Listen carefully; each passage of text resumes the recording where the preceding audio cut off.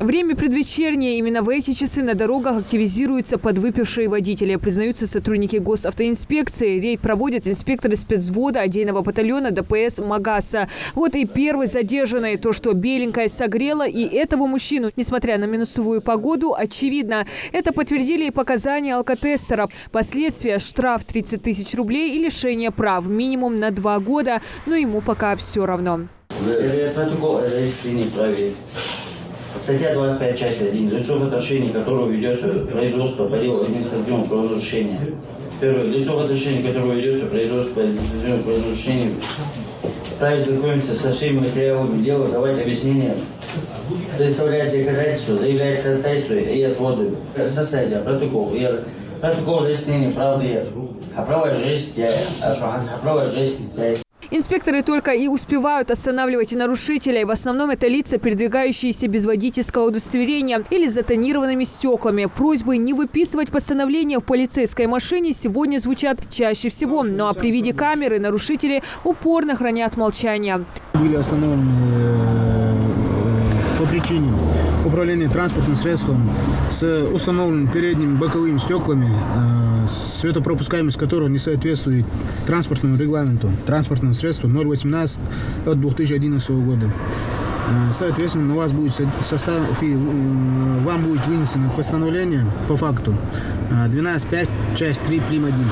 То есть управление транспортным средством с установленными передними боковыми стеклами, светопропускаемость которого не соответствует транспортному регламенту. Второй факт. Вы забыли дома водительское удостоверение. Также на вас будет вынесено постановление, в отношении вас будет вынесено постановление по факту управления транспортным средством без соответствующих документов. То есть это статья 12.3, часть 2. Нередко инспекторы сталкиваются с неповиновением к законным требованиям сотрудника остановить машину. Как правило, скрыться никому не удается. Автотранспорт спецвзвода отдельного батальона ДПС готов и к такому сценарию. В нашей работе почти каждый день, скажем, встречаются такие моменты, что на законные требования сотрудника полиции водители не выполняют законные требования сотрудника полиции, то есть об остановке. Далее в таких случаях мы передаем дежурную часть, что такая-то машина такой-то марки под таким-то госномером не остановилась. Далее, если надо будет догнать машину, остановить, организовать преследование, мы выполняем работу, все делаем слаженно. Водителя под шофе видно издалека. Неустойчивая езда по своей полосе, выезд на встречную и многое другое. И, как правило, большинство отказывается продуть в алкотестер, пройти медицинское освидетельствование на состояние опьянения, что карается административным наказанием по части 1 статьи 12.26 КоАП РФ. Из-за чего инспектор имеет полное право задержать нарушителя. Интересно, что солидарность к работе сотрудников правопорядка решили выразить и просто проезжающие мимо водители.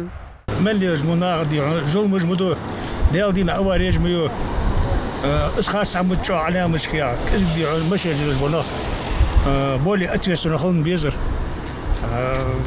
зулм хам худдоч خاص هذا قز مالر شوخ خاص هذا نركوتي خاص عمي مالر خاص عمود كورت بوبيج عم بشديون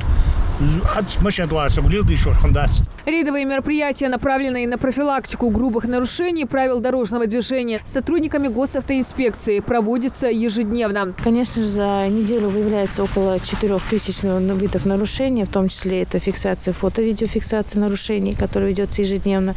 Также и сотрудниками госавтоинспекции проводятся рейдовые мероприятия, в ходе которых также выявляются эти нарушения.